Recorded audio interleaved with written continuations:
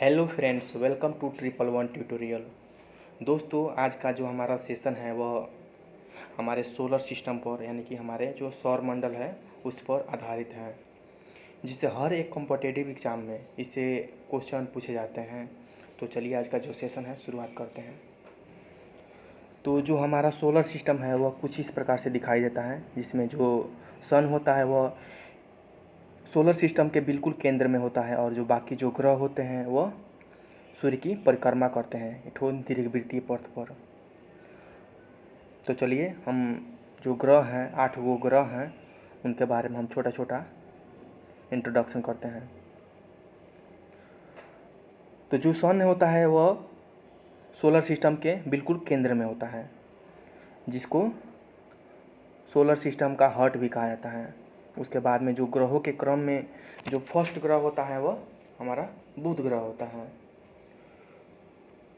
जो सूर्य के सबसे नज़दीक होने के कारण यह इसकी जो गति होती है सबसे अधिक होती है अन्य ग्रहों की अपेक्षा, और सबसे कम समय में यह सूर्य की परिक्रमा कर लेता है। उसके बाद में जो ग्रहों के क्रम में जो दूसरा ग्रह होता है वह वेनस होता है, जिसे शुक्र ग्रह के नाम से भी जाना जाता है, जो हमारा सौर मंडल का सबसे गर्म ग्रह होता है, जिसे सांझ या भोर का तारा भी कहा जाता है। उसके बाद में जो ग्रहों के क्रम में जो तीसरा नंबर का जो ग्रह होता है वह हमारा पृथ्वी होता है, जिसे नीला ग्रह भी कहा जाता है। सोलर सिस्टम में एक ठो अर्थ ही ऐसा ग्रह है जहाँ पर जीवन संभव है। उसके बाद में जो ग्रहों के क्रम में जो तो चौथा नंबर पर का जो ग्रह होता है वह मार्स होता है, यानी कि मंगल ग्रह होता है, जो जो सौर मंडल का दूसरा सबसे स्मॉलेस्ट यानी कि छोटा ग्रह होता है। इसे लाल ग्रह के नाम से भी जाना जाता है। उसके बाद में जो ग्रहों के क्रम में जो पांचवा नंबर का जो ग्रह होता है वह जुपिटर होता है, यानी कि बृहस्पति ग्रह, जो जो सौर मंडल का सबसे बड़ा ग्रह होता है। उसके बाद में जो ग्रहों के क्रम में जो अगला ग्रह होता है यानी कि छठा नंबर का जो ग्रह होता है वह सैटर्न होता है, यानी कि शनि ग्रह होता है। जो शनि ग्रह होता है वह दूसरा सबसे बड़ा ग्रह होता है। जो शनि ग्रह होता है उसके चारों ओर बहुत सुंदर वलय होते हैं, यानी कि ऑर्बिट होते हैं। उसके बाद में जो ग्रहों के क्रम में जो सातवां ग्रह होता है वह ओरेनस होता है, यानी कि अरुण ग्रह होता है, जो जो सोलर सिस्टम का तीसरा सबसे बड़ा ग्रह होता है। इसे इसे आइस गैंड के नाम से भी जाना जाता है। उसके बाद में जो हमारा ग्रहों के क्रम में जो 8वां ग्रह होता है वह नेपच्यून होता है, यानी कि वरुण ग्रह। जो नेपच्यून ग्रह होता है वह सूर्य से सबसे दूरस्थ ग्रह होता है। तो जो हमारा सोलर सिस्टम से जो फर्स्ट क्वेश्चन निकल कर आता है कि जो यानी फर्स्ट क्वेश्चन जो निकल के आता है कि जो सौर प्रणाली की खोज किसने की, कौन किए थे, यानी कि सौर प्रणाली की खोज किसने की थी। तो इसका आपका राइट आंसर है कोपरनिकस। देखिए, सौर मंडल का जो खोज हुआ था इनसे पहले भी कई बुक्स में इनका जो सोलर सिस्टम के बारे में विस्तार किया गया है। सबसे पहले बाइबल में भी सोलर सिस्टम के बारे में बताया गया है। उसमें बताया गया है कि जो पृथ्वी होता है वह हमारे सोलर सिस्टम के केंद्र में स्थित होता है, और जो बाकी ग्रह होते हैं वह पृथ्वी की परिक्रमा करते हैं। उसके बाद में जो एक ठो और वैज्ञानिक जो इसके बारे में सोलर सिस्टम के बारे में एक ठो अवधारणा दी, उन्होंने बताया कि क्या नाम था उनका, टोल्मी नामक एक ठो वैज्ञानिक थे। उन्होंने भी बताया कि जो पृथ्वी होता है वह सोलर सिस्टम का केंद्र होता है। उसके बाद में जो वैज्ञानिक आए कोपरनिकस, जिन्होंने बताया कि जो पृथ्वी होता है वह सोलर सिस्टम का केंद्र नहीं होता है। तो जो सूर्य होता है वह हमारा सोलर सिस्टम का केंद्र होता है, और जो बाकी ग्रह होते हैं वह सूर्य की परिक्रमा करते हैं। इसलिए जो सौर प्रणाली की खोजकर्ता के रूप में हम कोपरनिकस को ही जानते हैं। उसके बाद में जो सोलर सिस्टम से जो अगला क्वेश्चन आता है कि ग्रहों की गति के नियम का प्रतिपादन किसने किया था। जो ग्रह के गति का नियम है वह प्रतिपादन किसने किया। तो इसका राइट आंसर है आपका केपलर। केपलर नामक वैज्ञानिक थे जिन्होंने ग्रहों के गति के नियम से, यही आपका केपलर वैज्ञानिक है जो ग्रहों के गति के नियम पर आधारित नियम प्रतिपादित किए। केपलर ने भी बताया कि जो ग्रह होते हैं वह, जो ग्रहों का जो सोलर सिस्टम का जो केंद्र होता है वह सूर्य ही होता है। उसके बाद में जो ग्रह होते हैं इसके चारों ओर ऑर्बिट में इसकी परिक्रमा करते हैं। देखिए जो केपलर नामक ही वैज्ञानिक, उनके द्वारा जो गति का नियम है उनके द्वारा ही जो आंकड़ा दिया हुआ है उन्हीं के द्वारा दिया गया है। इन्होंने ही बताया कि जो बुध ग्रह होता है वह कितने दिन में सूर्य का परिक्रमा करता है, जो शुक्र ग्रह होता है वह कितने दिनों में परिक्रमा करता है, जो पृथ्वी होता है वह कितने दिन में परिक्रमा करता है सूर्य का। उसके बाद में जो मंगल ग्रह होता है उसके बारे में भी बताया कि वह कितने दिनों में परिक्रमा करता है सूर्य का। उसके बाद में बृहस्पति का, उसके बाद में शनि ग्रह का। ये जो आंकड़े दिए हुए हैं आपके केपलर द्वारा दिए गए हैं, यानी कि केपलर जो वैज्ञानिक थे इन्होंने ही दिए थे ये आंकड़े। और ये आंकड़े दिए हुए हैं आपके आधुनिक जो खगोलवेदा हैं उनके द्वारा दिया गया आंकड़ा है। इनके द्वारा है कि जो बुध होता है 87.9693 डेज में पूरा करता है, और जो शुक्र होता है इतने दिनों में पूरा करता है, और जो पृथ्वी होता है वो इतने दिनों में पूरा करता है, और जो मंगल होता है वह इतने दिनों में पूरा करता है। उसके इसी प्रकार से दिया हुआ है। उसके बाद में जो हमारा सोलर सिस्टम से जो अगला नेक्स्ट क्वेश्चन आता है कि अंतरिक्ष में कुल कितने तारामंडल होते हैं। तो अंतरिक्ष में टोटल 89 तारामंडल होते हैं, यानी कि ऑप्शन सी इसका राइट आंसर हो जाएगा। उसके बाद में जो हमारा अगला क्वेश्चन होता है यही हो आपका तारामंडल है। तारामंडल जो होता है वह क्या होता है कि जो तारों का समूह होता है उसे तारामंडल कहा जाता है।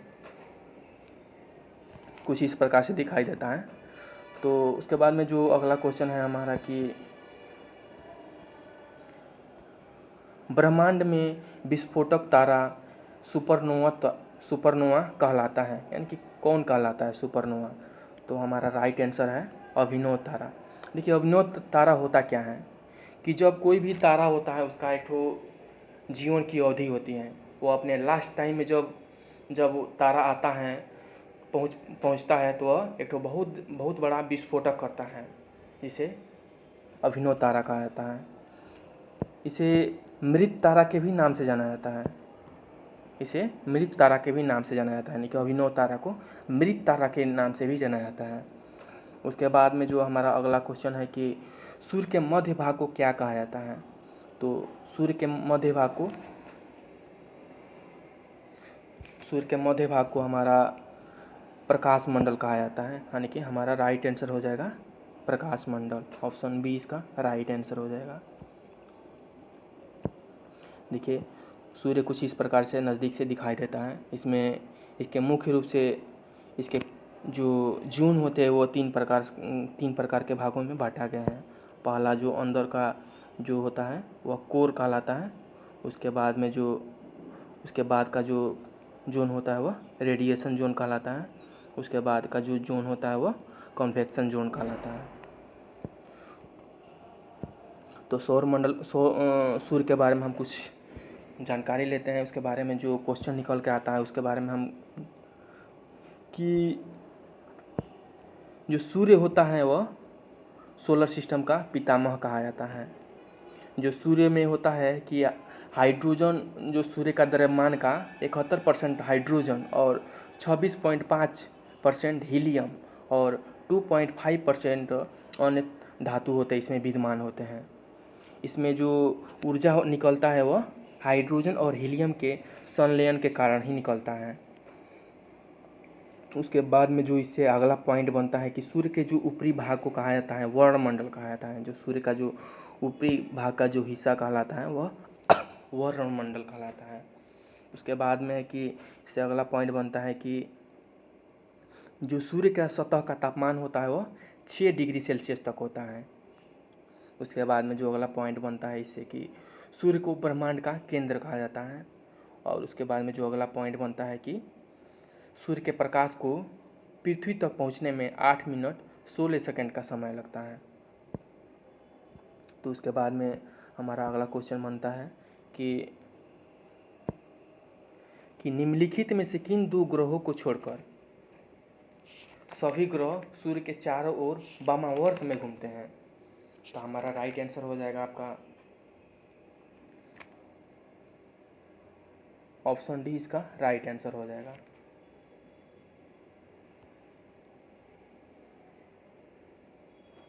शुक्र और वरुण, शुक्र और वरुण ग्रह हैं जो इसके वामावर्त में घूमते हैं, सूर्य के वामावर्त में घूमते हैं।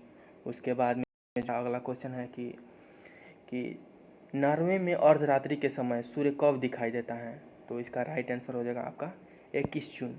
21 जून को नॉर्वे में सूर्य दिखाई देता है अर्धरात्रि के समय में। उसके बाद में जो अगला क्वेश्चन है कि निम्नलिखित में से किनके बीच की दूरी को खगोलीय एकक कहा जाता है। यानी कि किनके बीच की दूरी को खगोलीय एकक कहा जाता है। पृथ्वी तथा सूर्य के बीच की दूरी को, या पृथ्वी तथा चंद्रमा के बीच की दूरी को, या बृहस्पति तथा सूर्य के बीच की दूरी को, या प्लूटो तथा सूर्य के बीच की दूरी को। तो आपका राइट आंसर हो जाएगा आपका पृथ्वी और चंद्रमा के बीच की दूरी को खगोलीय एकक कहा जाता है। यानी कि ऑप्शन बी इसका राइट आंसर हो जाएगा, पृथ्वी और चंद्रमा के बीच की दूरी को खगोलीय एकक कहा जाता है। उसके बाद में जो अगला क्वेश्चन है कि मध्यरात्रि का सूर्य का अर्थ क्या है। जो मध्यरात्रि का सूर्य का क्या अर्थ है। तो इसका राइट आंसर हो जाएगा ऑप्शन डी, सूर्य का ध्रुवीय वृत्त में देर तक चमकना। और इससे अगला पॉइंट बनता है कि जो मध्यरात्रि में सूर्य अंटार्कटिक क्षेत्र में दिखाई देता है। जो मध्यरात्रि में जो सूर्य दिखाई पड़ता है तो वह अंटार्कटिक क्षेत्र में दिखाई देता है। उसके बाद में जो अगला क्वेश्चन बनता है हमारा कि सूर्य के सबसे पास का ग्रह कौन सा है। तो हम लोग पहले ही सोलर सिस्टम जब डिस्कशन कर रहे थे तो उसी में बताया कि जो सूर्य का सबसे निकटतम ग्रह होता है वह बुध ग्रह होता है। यानी कि हमारा राइट आंसर हो जाएगा आपका बुध ग्रह। तो जो बुध ग्रह होता है कुछ इस प्रकार से दिखाई देता है। तो बुध ग्रह के बारे में हम कुछ पॉइंट बनता है, इससे जो कुछ क्वेश्चन बनता है उसके बारे में बताते हैं कि जो बुध ग्रह होता है वह शनि ग्रह की तरह कलाएँ रखता है। यानी कि जिस प्रकार की कलाएँ जो शनि ग्रह होती हैं उसी प्रकार की कलाएँ बुध ग्रह में भी होती हैं। उसके बाद में जो इससे अगला पॉइंट बनता है कि इसको सूर्य की परिक्रमा करने में 88 दिन का समय लगता है। सूर्य की एक परिक्रमा करने में 88 दिन का समय लगता है, जबकि पृथ्वी को 365 दिन में, ऐसे मतलब अलग अलग ग्रह अलग अलग टाइम में पूरा करते हैं। तो सबसे कम समय में बुध ग्रह है जो सूर्य की परिक्रमा कर लेता है। उसके बाद में जो अगला पॉइंट है कि यह ब्रह्मांड का एकमात्र ग्रह है जो सूर्य का परिक्रमा सबसे कम समय में करता है। यानी कि जो सबसे कम समय कौन पूरा करता है, बुध ग्रह होता है जो सबसे कम समय में सूर्य की परिक्रमा करता है। उसके बाद में जो अगला पॉइंट बनता है कि यह सूर्य का सबसे निकटतम ग्रह होता है। यह सूर्य का सबसे निकटतम ग्रह होता है। उसके बाद में जो अगला पॉइंट बनता है कि यह सौरमंडल का सबसे छोटा ग्रह होता है। यह सौरमंडल का सबसे छोटा ग्रह होता है कौन, बुध ग्रह। उसके बाद में जो हमारा अगला क्वेश्चन है कि सौरमंडल का कौन सा ग्रह लगभग पृथ्वी जितना बड़ा है। यानी कि सौरमंडल में कौन सा ऐसा ग्रह है जो पृथ्वी के जितना बड़ा है। तो इसका हमारा राइट आंसर हो जाएगा आपका शुक्र ग्रह। शुक्र ग्रह है जो पृथ्वी के जितना बड़ा है, जो दिखने में कुछ इस प्रकार से दिखाई देता है। तो हम इसके बारे में भी जो क्वेश्चन बन के निकल के आता है उसके बारे में भी डिस्कशन कर लें। तो शुक्र ग्रह को पृथ्वी का बहन कहा जाता है। जो शुक्र ग्रह होता है उसको पृथ्वी का बहन भी कहा जाता है, और इसको सांझ का या भोर का तारा भी कहा जाता है। यह सोलर सिस्टम का सबसे चमकीला ग्रह होता है। सोलर सिस्टम का सबसे चमकीला ग्रह होता है। कि उसके बाद में जो नेक्स्ट पॉइंट बनता है कि शुक्र ग्रह की पूजा यूरोपवासी देवी के रूप में करते हैं। जो यूरोपवासी हैं वह शुक्र ग्रह की पूजा देवी के रूप में करते हैं। उसके बाद में जो अगला पॉइंट बनता है कि पृथ्वी का निकटतम ग्रह होता है, कौन होता है? शुक्र ही होता है। जो पृथ्वी का सबसे निकटतम ग्रह होता है वह शुक्र होता है। उसके बाद में जो पॉइंट बनता है कि इसको सौंदर्य का देवता भी कहा जाता है। शुक्र ग्रह को सौंदर्य का देवता भी कहा जाता है। वैसे क्वेश्चन बन के आता है कि कौन से ग्रह को सौंदर्य का देवता कहा जाता है, तो हमारा राइट आंसर हो जाएगा शुक्र ग्रह। उसके बाद में इससे नेक्स्ट पॉइंट बनता है कि वर्तमान में इसकी उपग्रहों की संख्या कितनी है, तो अभी शुक्र ग्रह के उपग्रहों की संख्या 82 है। उसके बाद में जो हमारा अगला क्वेश्चन है कि उत्तरी ध्रुव की खोज किसने की थी, तो उत्तरी ध्रुव की खोज किए थे आपके रॉबर्ट पियरी, यानी कि हमारा राइट आंसर हो जाएगा रॉबर्ट पियरी। उसके बाद में इससे अगला पॉइंट बनता है कि दक्षिणी ध्रुव के खोज किसने किए थे, तो दक्षिणी ध्रुव के खोज आपके रोवाल्ड एमंडसन ने किए थे। उसके बाद में जो हमारा अगला क्वेश्चन है कि पृथ्वी के सबसे निकटतम खगोलीय पिंड है, तो हमारा राइट आंसर हो जाएगा आपका चंद्रमा है, जो सबसे पृथ्वी के सबसे निकटतम खगोलीय पिंड है। उसके बाद में हम पृथ्वी के बारे में कुछ जो इससे क्वेश्चन बनते हैं उसके बारे में हम डिस्कस कर लें। तो पृथ्वी की जो आकृति होती है वह लक्ष्य गोलाभ होता है, ठीक ना। उसके बाद में जो पॉइंट बनता है कि पृथ्वी की परिक्रमा करते समय वह अपने अक्ष पर 1 डिग्री प्रतिदिन चक्कर लगाता है। उसके बाद में जो अगला पॉइंट बनता है कि पृथ्वी की चाल सूर्य के निकट जाने पर उसकी चाल बढ़ जाती है, यानी कि जो पृथ्वी की चाल होती है वह एक समान नहीं रहती है। जब वह सूर्य के निकट होता है तो वह उसकी चाल में वृद्धि हो जाती है, वह यानी कि तेज़ी से घूमने लगता है, तेज़ी से चलने लगता है। और जब वह सूर्य से कुछ दूरी पर जाता है तो वह उसकी चाल कम हो जाता है। उसके बाद में जो इससे अगला पॉइंट बनता है कि पृथ्वी की भ्रमण गति 27 किलोमीटर पर मिनट होता है। जो पृथ्वी की भ्रमण की गति होती है वह 27 किलोमीटर पर मिनट होती है। उसके बाद में इससे जो अगला पॉइंट बनता है कि भूमध्य रेखा पर पृथ्वी का व्यास जो होता है वो 12,800 किलोमीटर होता है। तो भूमध्य रेखा जो होता है वह एक तो काल्पनिक रेखा है जिसको पृथ्वी के बीचों बीच से काटती है। तो वही है जो इसका जो व्यास होता है आपका 12,800 होता है। उसके बाद में जो अगला पॉइंट बनता है कि जुलाई के मंथ में पृथ्वी सबसे अधिक दूरी पर होता है सूर्य से। तो ऐसा क्वेश्चन बन के आता है कि जो पृथ्वी होता है सूर्य से कब सबसे अधिक दूरी पर होता है, मतलब किस टाइम में सबसे अधिक दूरी पर होता है, तो हमारा राइट आंसर हो जाएगा जुलाई मंथ में। उसके बाद में अगला पॉइंट बनता है कि जनवरी महीने में जो सूर्य होता है, जो पृथ्वी होता है सूर्य के सबसे निकटतम होता है। उसके बाद में जो अगला पॉइंट बनता है कि पृथ्वी की घूर्णन की दिशा पश्चिम से पूरब की ओर होती है। जो पृथ्वी की घूमने की दिशा होती है वह पश्चिम से पूरब की ओर होता है, न कि पूरब से पश्चिम की ओर।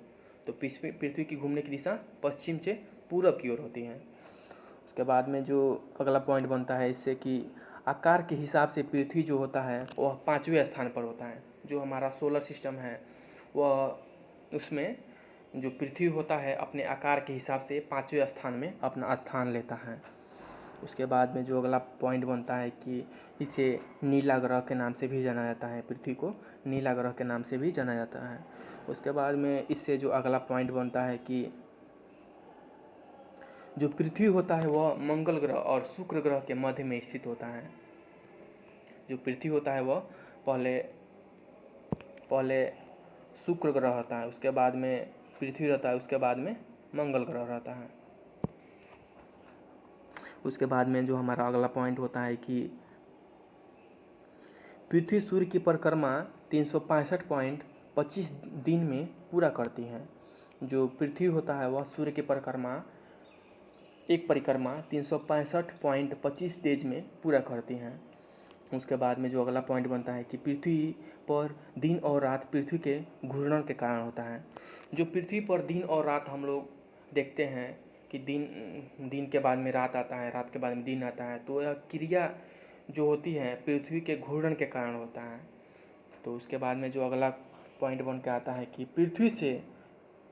पृथ्वी से सूर्य की जो दूरी होती है 149.6 मिलियन किलोमीटर होती है जो पृथ्वी है। उसके बाद में जो सूर्य की जो दूरी है वह 149.6 मिलियन किलोमीटर है। 149.6 मिलियन किलोमीटर है। उसके बाद में जो अगला पॉइंट बनता है कि पृथ्वी अपने अक्ष पर 24 घंटे में एक चक्र पूरा लगाता है। जो पृथ्वी होता है वह 24 घंटे में अपने अक्ष पर एक चक्र अपने आप को रोटेट करता है। तो उसके बाद में जो इसे अगला पॉइंट बनता है कि पृथ्वी की भूमध्य रेखा पर दिन और रात समान होते हैं। जो पृथ्वी के भूमध्य रेखा होते हैं उसमें दिन और रात समान होते हैं। उसके बाद में जो अगला पॉइंट बनता है कि जो पृथ्वी होता है अपने अक्ष पर 23.5 डिग्री झुकी हुई है। जो पृथ्वी होता है अपने अक्ष पर 23.5 डिग्री झुकी हुई है। उसके बाद में जो अगला पॉइंट बनता है कि पृथ्वी अपने अक्ष के सापेक्ष 66.5 डिग्री का कोण बनाती है। देखिए इसमें से जितने भी पॉइंट है वो एग्ज़ाम के दृष्टि से इम्पोर्टेंट्स हैं, ठीक ना। तो इसीलिए हम इन पॉइंट्स को इसमें ऐड किए हुए हैं। तो उसके बाद में जो अगला पॉइंट बनता है इससे कि पृथ्वी पर 23 सितंबर को सूर्य के प्रकाश पृथ्वी पर एकदम सीधी रेखा में पड़ता है। जो सूर्य की प्रकाश का जो सीधी रेखा में एकदम पड़ना होता है वह किस टाइम में पड़ता है, तो वह 21 मार्च और 23 सितंबर के दिन सूर्य के प्रकाश जो होता है पृथ्वी पर एकदम सीधी रेखा में पड़ता है। उसके बाद में जो अगला पॉइंट है कि पृथ्वी का निकटतम तारा होता है, कौन होता है? पृथ्वी का जो निकटतम तारा होता है आपका सूर्य ही होता है। उसके बाद में जो अगला पॉइंट बनता है कि जो पृथ्वी के ध्रुव पर दिन और रात की अवधि 6 मंथ की होती है। यानी कि जो पृथ्वी होता है उसके 2 ध्रुव हैं, उत्तरी ध्रुव और दक्षिणी ध्रुव। तो इसमें जो दिन और रात की अवधि होती है 6 महीने रात होता है और 6 महीने का दिन होता है। उसके बाद में जो अगला पॉइंट बनता है कि पृथ्वी के परिधि को सर्वप्रथम इरोटोस्थनीज ने मापा था। यानी कि इससे क्वेश्चन बनता है कि पृथ्वी के परिधि को सर्वप्रथम किसने मापा था, तो हमारे राइट आंसर हो जाएगा आपका इरोटोस्थनीज ने। जो इरोटोस्थनीज थे पृथ्वी के परिधि को मापा था। उसके बाद में जो अगला पॉइंट बनता है कि पृथ्वी पर ऋतु का परिवर्तन पृथ्वी के सूर्य के चारों ओर परिक्रमण के कारण होता है। तो जो पृथ्वी पर जो ऋतु का परिवर्तन होता है, कभी बरसात होता है, कभी शरद ऋतु आता है, कभी गर्मी आता है, तो यह पृथ्वी के सूर्य के चारों ओर परिक्रमण के कारण ही होता है। उसके बाद में जो इससे अगला पॉइंट बनता है कि सूर्य सबसे अधिक घनत्व वाला ग्रह पृथ्वी ही है। जो हमारा सोलर सिस्टम है यानी कि जो हमारा सौर मंडल है उसमें सबसे अधिक घनत्व वाला ग्रह पृथ्वी है, इसका घनत्व सबसे अधिक है। उसके बाद में जो अगला पॉइंट है कि सूर्य के प्रकाश के अलावा तारों के प्रकाश को पहुंचने में 4.2 वर्ष का समय लगता है।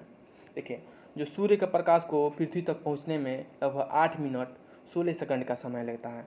तो सूर्य के प्रकाश के अलावा जो हमारे दूरस्थ जो तारे हैं उनके जो प्रकाश को आने में पृथ्वी तक पहुंचने में 4.2 वर्ष का समय लग जाता है।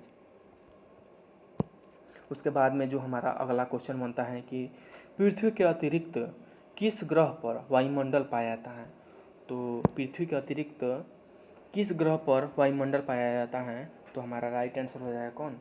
मंगल ग्रह। मंगल ग्रह होता है जहाँ पर वायुमंडल पाया जाता है पृथ्वी की तरह। तो हम लोग मंगल ग्रह के बारे में कुछ इसके बारे में जो पॉइंट बनता है उसके बारे में डिस्कस करते हैं। तो मंगल ग्रह जो होता है कुछ इस प्रकार से दिखाई देता है, बिल्कुल रेड में दिखाई देता है। तो इससे जो पहला पॉइंट बनता है कि यह लाल रंग का दिखाई देने वाला ग्रह होता है, यानी कि यह लाल ग्रह के नाम से भी जाना जाता है। उसके बाद में जो अगला पॉइंट बनता है कि पृथ्वी के अतिरिक्त मंगल ग्रह पर ही ऋतु का परिवर्तन होता है। देखिए, सोलर सिस्टम में एक ठो मंगल ग्रह ही हैं जो सूर्य की तरह उसमें वायुमंडल उसमें पाए जाते हैं, उसमें ऋतु का ही परिवर्तन होता है, वह कि मतलब पृथ्वी की तरह ही इसमें भी ऋतु का परिवर्तन होता है। यहाँ पर भी सर्दी गर्मी बरसात होता है। तो उसके बाद में इससे जो अगला पॉइंट बनता है कि जो मंगल ग्रह पर उतरने वाला जो प्रथम अंतरिक्ष यान था उसका नाम क्या था? पाथफाइंडर था। यानी कि जो इसमें मंगल ग्रह पर जो सर्वप्रथम जो अंतरिक्ष यान उतारा गया था उसका नाम था पाथफाइंडर। उसके बाद में जो इससे अगला पॉइंट बनता है कि जो इसका झुकाव होता है वह पृथ्वी के झुकाव के समान होता है। तो हमारा पृथ्वी का झुकाव कितना होता है? वह अपने अक्ष पर 23.5 डिग्री झुकी हुई है।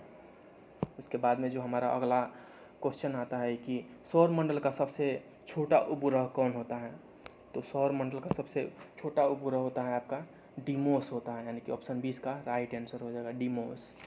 उसके बाद में जो हमारा अगला क्वेश्चन है कि सौर मंडल में सबसे बड़ा ग्रह कौन सा है? तो सबसे बड़ा ग्रह में आपका बृहस्पति होता है, जो सौर मंडल का सबसे बड़ा ग्रह होता है। तो बृहस्पति ग्रह से जो पॉइंट निकल के आता है उसके बारे में हम देखते हैं। तो जो बृहस्पति ग्रह होता है वह कुछ इस प्रकार से दिखाई देता है, और इससे जो पॉइंट बनते हैं कि बृहस्पति ग्रह में अशांत बादल लाल धब्बे की तरह दिखाई देते हैं। देखिए, जो लाल धब्बा दिखाई दे रहा है, ये सब लाल धब्बा दिखाई दे रहा है, वो ये सब बादल हैं, जो अशांत बादल हैं।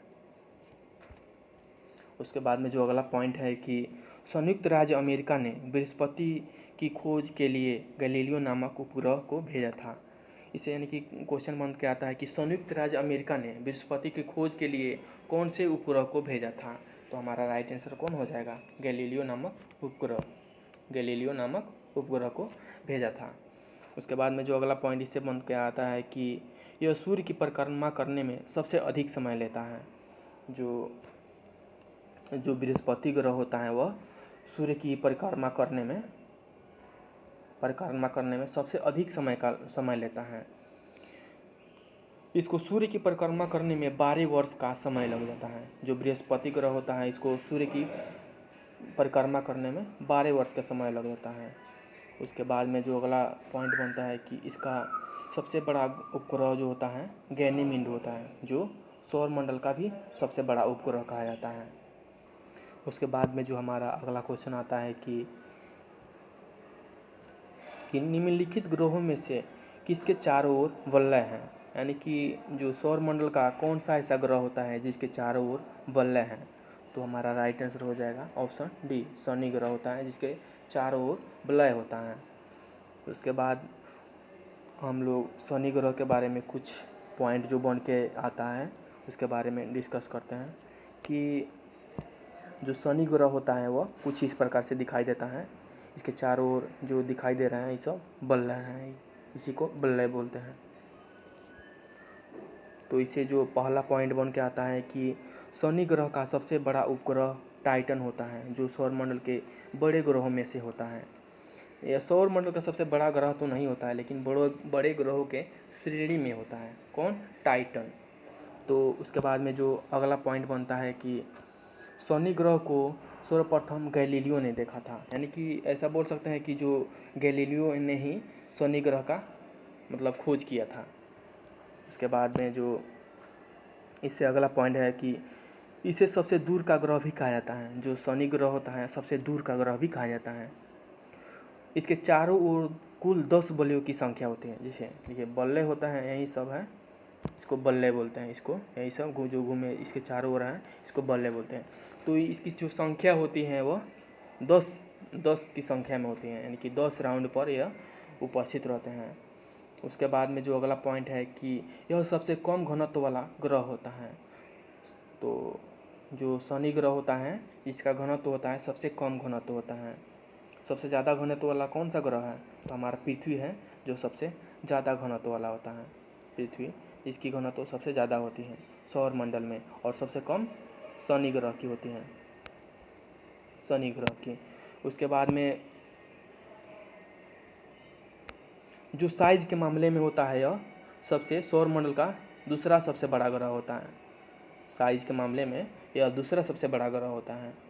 उसके बाद में जो अगला पॉइंट बन के अगला क्वेश्चन है हमारा कि कौन सा ग्रह सर्वाधिक गैसों से घिरा हुआ होता है। तो यूरेनस होता है, यानी कि ऑप्शन सी इसका राइट आंसर हो जाएगा। यूरेनस होता है जो सर्वाधिक गैसों से घिरा हुआ होता है। उसके बाद में जो हमारा अगला क्वेश्चन है कि पश्चिम की ओर भ्रमण करने वाला ग्रह कौन सा है। तो हमारा राइट आंसर हो जाएगा अरुण ग्रह है, जो पश्चिम की ओर भ्रमण करता है। इसको लेटा हुआ ग्रह के नाम से भी जाना जाता है। जो वरुण होता है इसे लेटा हुआ ग्रह के नाम से भी जाना जाता है। इससे अगला एक और पॉइंट बन के आता है कि अरुण और वरुण ग्रह को सहोदर भाई भी कहा जाता है, कि सहोदर। ऐसे क्वेश्चन आता है कि कौन कौन से ग्रह को सहोदर भाई कहा जाता है। तो हमारा राइट आंसर हो जाएगा आपका अरुण और वरुण ग्रह। इन्हीं दो ग्रहों को सहोदर भाई कहा जाता है, अरुण और वरुण ग्रह को। उसके बाद में जो हमारा अगला क्वेश्चन है कि निम्नलिखित में से कौन सा ग्रह सूर्य और पृथ्वी दोनों में सर्वाधिक दूर पर स्थित है। तो हमारा राइट आंसर हो जाएगा नेपच्यून, जो सूर्य और पृथ्वी दोनों से सर्वाधिक दूरी पर स्थित है। उसके बाद में जो अगला क्वेश्चन है कि निम्नलिखित में से किस आकाशीय पिंड को परिक्रमा और परिभ्रमण करने में दोनों गति में बराबर समय लगता है। तो हमारा राइट आंसर हो जाएगा चंद्रमा जो होता है इसकी परिक्रमा करने और परिभ्रमण करने में दोनों में समान समय लगता है। तो हम लोग चांद के बारे में कुछ हम डिस्कस कर लेते हैं। इसे जो पॉइंट बन के आता है इसके बारे में डिस्कस करते हैं कि इसे जो पहला पॉइंट होता है ये दिखने में कुछ इस प्रकार से दिखाई देता है। तो इसे जो पहला पॉइंट बन के आता है कि इसको रातों की रानी भी कहा जाता है, यानी कि ब्रह्मांड यानी कि सोलर सिस्टम में कौन सा ऐसा ग्रह है जिसे रातों की रानी कहा जाता है। ऐसे कुछ क्वेश्चन बन के आता है। तो हमारा राइट आंसर हो जाएगा चंद्रमा होता है जिसे रातों की रानी भी कहा जाता है। उसके बाद में जो अगला पॉइंट होता है कि पृथ्वी से चांद का केवल 59% हिस्सा ही दिखाई देता है। जो हम लोग अपने मतलब पृथ्वी में रह करके जो चांद का जो दृश्य हम लोग देखते हैं, हम केवल चांद का 59% ही हिस्सा दिख पाते हैं। उसके बाद में जो इसका अगला पॉइंट बनता है कि पृथ्वी का एकमात्र उपग्रह कौन है। तो वह चंद्रमा ही है, जहाँ पर शांत समुद्र और तूफानों का महासागर स्थित है। चांद पर ही शांत समुद्र और तूफानों के महासागर स्थित हैं। जैसे क्वेश्चन बन के आता है कि शांत समुद्र और तूफानों का महासागर कहाँ पर स्थित है। तो हमारा राइट आंसर हो जाएगा चंद्रमा पर। उसके बाद में जो हमारा अगला पॉइंट बनता है इससे कि चंद्रमा पृथ्वी का एक चक्कर पूरा करने में लगभग 27.3 दिन का समय लेता है। जो चंद्रमा होता है वह पृथ्वी की एक चक्कर पूरा करने में 27.3 दिन का समय लेता है।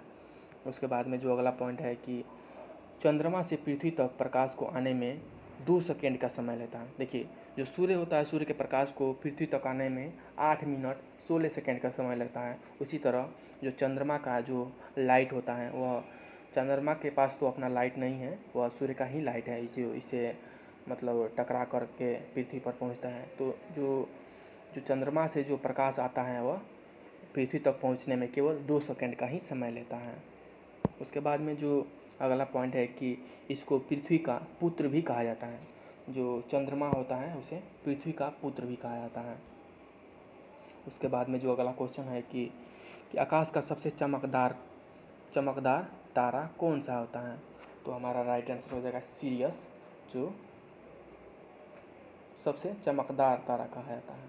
उसके बाद में जो अगला क्वेश्चन है कि हैली धूमकेतु का आवर्तकाल कितना होता है, यानी कि जो हैली धूमकेतु होता है वह कितने कितने समय के बाद में वह फिर से दिखाई पड़ता है। तो हमारा राइट आंसर हो जाएगा आपका ऑप्शन बी, 76 वर्ष के बाद यह फिर से दिखाई देता है, यानी कि इसका जो आवर्तकाल होता है वह 76 साल के बाद फिर से दिखाई देता है। उसके बाद में जो हमारा अगला क्वेश्चन है कि जो सूर्य ग्रहण होता है वह किस कारण होता है, यानी कि किस तरह से होता है सूर्य ग्रहण। तो हमारा राइट आंसर हो जाएगा कि जब सूर्य और पृथ्वी के बीच में मून आ जाता है। सूर्य और पृथ्वी के बीच में जब चंद्रमा आ जाता है तो उस टाइम में जो स्थिति होती है वह सूर्य ग्रहण कहलाता है। तो हमारा राइट आंसर हो जाएगा आपका, हमारा राइट आंसर कौन सा हो जाएगा, सूर्य और, यानी कि ऑप्शन बी हमारा राइट आंसर हो जाएगा, यानी कि सूर्य और पृथ्वी के बीच चंद्रमा आ जाता है। तो जो सूर्य ग्रहण की जो स्थिति होती है वह की कुछ इस प्रकार से होती है कि जब यहाँ पर सूर्य होता है उसके बाद में पृथ्वी होता है तो इन दोनों के बीच में मून आ जाता है, यानी कि चंद्रमा इन दोनों के बीच में आ जाता है, तो उस स्थिति को सूर्य ग्रहण कहा जाता है। उसके बाद में जो हमारा अगला क्वेश्चन है कि मंगल एवं बृहस्पति ग्रहों के मध्य सूर्य की परिक्रमा करने वाले खगोलीय पिंड को कहते हैं। जो मंगल और बृहस्पति जो ग्रह होते हैं उनके बीच में जो सूर्य की परिक्रमा करने वाले जो खगोलीय पिंड होते हैं उनको क्या कहा जाता है। तो हमारा राइट आंसर हो जाएगा क्षुद्र ग्रह होते हैं, जो मंगल और बृहस्पति ग्रहों के बीच में इनके साथ साथ ही सूर्य की परिक्रमा करते हैं, तो क्षुद्र ग्रह होते हैं। देखिए यही है जो क्षुद्र ग्रह है, ये सब छोटा छोटा जो कण है इसी को क्षुद्र ग्रह कहते हैं। उसके बाद में हम जो अभी हम लोग कुछ टॉपिक के बारे में जो सौर मंडल के बारे में जो टॉपिक डिस्कशन किए हैं उससे जो क्वेश्चन बन के आया है उसी से रिलेटेड हम क्वेश्चन इसमें दिए हुए हैं, तो आप लोग इसको ज़रूर ट्राई कीजिएगा। उसके बाद में जो इसका जो आंसर है उसको कमेंट में पोस्ट कीजिएगा। तो हमारा जो यहाँ पर फर्स्ट क्वेश्चन है कि अंतरिक्ष में कुल कितने तारामंडल हैं, तो इसका आप रिप्लाई कमेंट बॉक्स में पोस्ट कीजिएगा। उसके बाद में जो अगला क्वेश्चन है कि निम्नलिखित में से किन दो ग्रहों को छोड़कर शेष सभी ग्रह सूर्य के चारों ओर वामावर्त में घूमते हैं, तो इसका आंसर कमेंट में पोस्ट करना है। उसके बाद में जो अगला क्वेश्चन है कि सौरमंडल का जन्मदाता किसे कहा जाता है, इसका भी आंसर कमेंट में पोस्ट करना है आप लोग को। उसके बाद में जो अगला क्वेश्चन है कि वैज्ञानिक जिन्होंने सर्वप्रथम खोज की कि पृथ्वी सूर्य के चारों ओर घूमती हैं, यानी कि कौन से वैज्ञानिक थे जिन्होंने यह खोज किया कि जो पृथ्वी होता है वह सूर्य के चारों ओर घूमता है, तो इसका भी आंसर आप लोग कमेंट बॉक्स में पोस्ट कीजिएगा। उसके बाद में जो अगला क्वेश्चन है कि सूर्य के संगठन में सहायक गैस हैं, यानी कि जो सूर्य के संगठन में जो सूर्य के निर्माण में सहायक गैस कौन से हैं, तो आप आंसर कमेंट बॉक्स में पोस्ट कीजिएगा। उसके बाद में जो अगला क्वेश्चन है हमारा कि सूर्य के मध्य भाग को क्या कहा जाता है। उसके बाद में जो अगला क्वेश्चन है कि सूर्य के ऊपरी भाग को क्या कहा जाता है। उसके बाद में आप लोग देख करके इसका आंसर कमेंट में पोस्ट कीजिएगा। उसके बाद में जो अगला क्वेश्चन है कि एक ग्रह की अपने अक्ष में सूर्य से अधिकतम दूरी को क्या कहा जाता है, तो एक ग्रह होता है जो सूर्य से अधिकतम दूरी को क्या कहा जाता है, अपसौर कहा जाता है, अपसौर कहा जाता है या अपोजी कहा जाता है, तो आप लोग इसका आंसर कमेंट में पोस्ट कीजिएगा। उसके बाद में जो अगला क्वेश्चन है कि नॉर्वे में अर्धरात्रि के समय में सूर्य कब दिखाई देता है। इन सभी क्वेश्चन को हम लोग डिस्कशन किए हैं पिछले टॉपिक में, तो आप लोग इसका ज़रूर आंसर पोस्ट कीजिएगा कमेंट में। तो उसके बाद में जो अगला क्वेश्चन है कि निम्नलिखित में से किनके बीच की औसत दूरी को खगोलीय एकक कहा जाता है। उसके बाद में जो अगला क्वेश्चन है कि मध्य रात्रि का सूर्य का अर्थ क्या होता है। उसके बाद में जो अगला क्वेश्चन है कि मध्य रात्रि का सूर्य किस क्षेत्र में दिखाई देता होता है, जो मध्य रात्रि का जो सूर्य होता है वह किस क्षेत्र में दिखाई देता है, इसका आंसर आप लोग कमेंट में पोस्ट कीजिएगा। उसके बाद में जो अगला क्वेश्चन है कि सूर्य के रासायनिक मिश्रण में हाइड्रोजन का प्रतिशत कितना होता है।